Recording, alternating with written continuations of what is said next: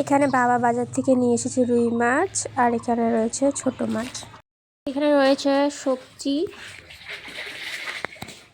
তো রুই মাছের জন্য একটা আলাদা সবজি হবে।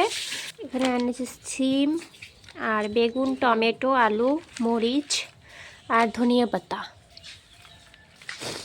তো এগুলো আমি এখন বসে বসে কাটবো। তো এগুলো আমি এখন চটচটি কাটবো, ছোট ছোট করে কাটবো। এটা গুঁড়া মাছের জন্য, বড় মাছের জন্য আলাদা করে কাটবো। তো দেখতে থাকো ভিডিওটা।